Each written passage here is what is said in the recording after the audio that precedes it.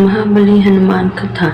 सुग्रीव बाली दोनों ब्रह्मा के पुत्र थे और ब्रह्मा जी की कृपा बाली पर सदैव बनी रहती। जब बाली को ब्रह्मा जी से ये वरदान प्राप्त हुआ कि जो भी उससे युद्ध करने और उसके सामने आएगा उसकी आधी ताकत बाली के शरीर में चली जाएगी और इससे बाली हर युद्ध में अजय रहेगा। बाली को अपने बल पर बड़ा घमंड था। उसका घमंड तब और भी बढ़ गया जब उसने अपने करीब करीब तीनों लोकों पर विजय पाए हुए रावण से युद्ध किया और रावण को अपनी पूंछ से बांधकर 6 महीने तक पूरी दुनिया घूमी। रावण जैसे योद्धा को इस प्रकार हराकर बाली के घमंड की कोई सीमा न रही। अब वो अपने आप को संसार का सबसे बड़ा योद्धा समझने लगा था और यही उसकी सबसे बड़ी भूल हुई। अपने ताकत के मद में चूर एक दिन एक जंगल में पेड़ पौधों के तिनके के समान उखाड़ फेंक रहा था। हरे भरे वृक्षों को तहस नहस कर रहा था। अमृत सम जल के सरोवरों को मिट्टी से मिलाकर कीचड़ कर दे रहा था। एक तरह से अपने ताकत के नशे में बाली अपने पूरे जंगल को उजाड़ कर रख देना चाहता था और बार बार अपने से युद्ध करने की चेतावनी दे रहा था।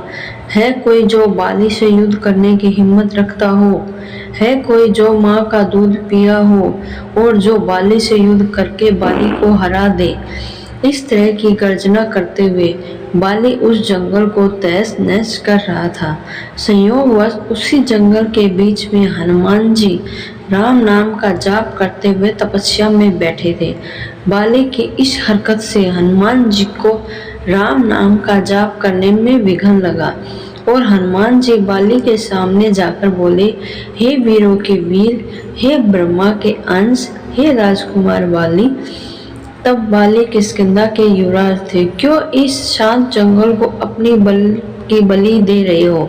हरे भरे पेड़ों को उखाड़ रहे हो, फलों से लंबे वृक्षों को मसल दे रही हो, अमृत समान सरोवरों को दूषित मलिन मिट्टी से मिलाकर उन्हें क्यों नष्ट कर रही हो? इससे तुम्हें क्या मिलेगा? ऐसा कहने से तुम्हारे ओष पिता ब्रह्मा के वरदान स्वरूप कोई तुम्हें युद्ध में नहीं हरा सकता। कोई तुमसे युद्ध करने आएगा उसकी आधी शक्ति तुम में समाहित हो जाएगी। इसलिए हे कपि राजकुमार, अपने बल के घमंड को शांत कर और राम नाम का जाप कर। इससे तेरे मन में अपने बल का भान नहीं होगा और राम नाम का जाप करने से ये लोक और परलोक दोनों ही सुधर जाएंगे। इतना सुनते ही बाली अपने बल के मद में चूर हनुमान जी से बोला, हे तुच्छ वानर, तू हमें शिक्षा दे रहा है राजकुमार बाली को, जिसने विश्व के सभी योद्धाओं को धूल चटाई है और जिसके एक ओंकार से बड़े से बड़ा पर्वत भी खंड खंड हो जाता है। जा तुच्छ वानर, जा और तू ही भक्ति कर अपने राम की, और जिस राम की तू बात कर रहा है वो है कौन? केवल तू ही जानता है राम के बारे में। मैंने आज तक किसी के मुंह से ये नाम नहीं सुना और तू मुझे राम नाम की जाप की शिक्षा दे रहा है। हनुमान जी ने कहा, प्रभु श्री राम तीनों लोकों के स्वामी हैं, उनकी महिमा अपरंपार है। ये वो सागर है जिसकी एक बूंद भी जिसे मिले वो भव सागर को पार कर जाए। बाली बोला, इतना ही महान है राम तो बुला जरा, मैं भी तो देखूं कितना बल है उसकी भुजाओं में। बाली को भगवान राम के विरुद्ध ऐसे कटु वचन हनुमान जी को क्रोध दिलाने के लिए पर्याप्त थे। हनुमान जी ने कहा, हे बल के मद में चूर बाली, तू क्या प्रभु राम को युद्ध में हराएगा? पहले उसने इस तुच्छ सेवक को युद्ध में हरा कर दिखा। बाली बोला, तब ठीक है, कल के कल नगर के बीचों बीच तेरा और मेरा युद्ध होगा। हनुमान जी ने बाली की बात मान ली। बाली ने नगर में जाकर घोषणा करवा दी कि कल नगर के बीच में हनुमान और बाली का युद्ध होगा। ऐसा कहने से अगले दिन तय समय पर जब हनुमान जी बाली से युद्ध करने अपने घर से निकलने वाले थे, तभी उनके सामने ब्रह्मा जी प्रकट हुए। हनुमान जी ने ब्रह्मा जी को प्रणाम किया और बोले, हे जगत पिता, आज मुझ जैसे एक वानर के घर आपका पधारने का कारण अवश्य ही कुछ विशेष होगा। ब्रह्मा जी बोले, हे अंजनी सुत, हे शिवांश, हे पवन पुत्र, हे राम भक्त हनुमान, मेरे पुत्र बाली को उसकी उद्दंडता के लिए क्षमा कर दो और युद्ध के लिए न जाओ। ऐसी ही रोचक और ज्ञानवर्धक कथाओं को पढ़ने के लिए हमारे चैनल को सब्सक्राइब करें, लाइक करें और शेयर करें। हनुमान जी ने कहा, हे प्रभु, बाली ने मेरे बारे में कहा होता तो मैं उससे अवश्य क्षमा कर देता, परंतु उसने मेरे आराध्य श्री राम के बारे में कहा जिससे मैं सहन नहीं कर सकता।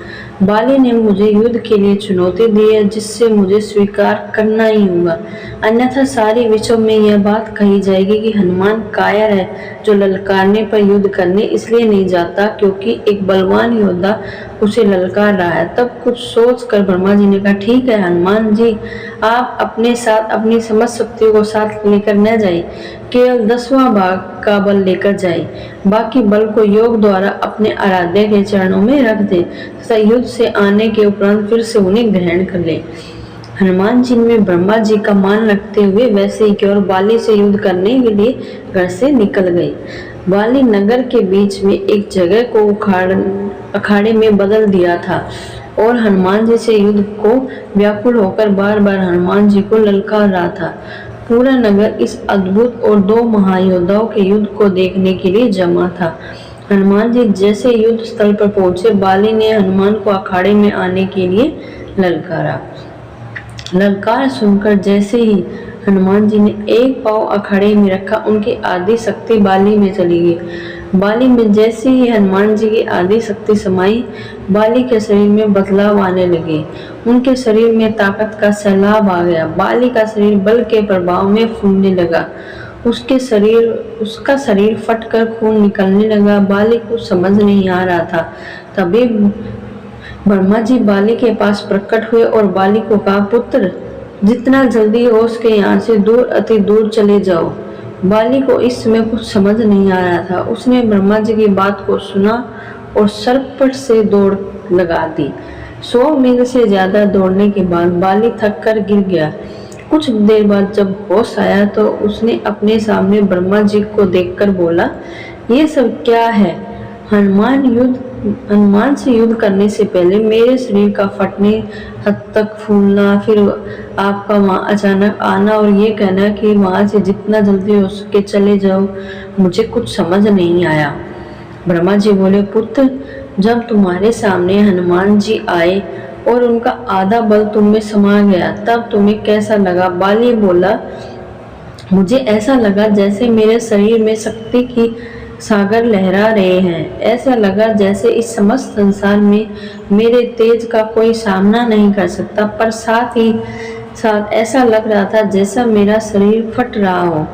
ब्रह्मा जी बोले, हे बाली, मैंने हनुमान जी को उनके बल का केवल 10वां हिस्सा ही लेकर तुमसे युद्ध करने को कहा, तो तुम तो उनके 10वें भाग के आधे बल को भी नहीं संभाल सके। सोचो, यदि हनुमान जी अपने समस्त बल के साथ तुमसे युद्ध करने आते तो उनके आधे बल से तुम उसी समय फट जाते जब वे तुमसे युद्ध करने को घर से निकलते।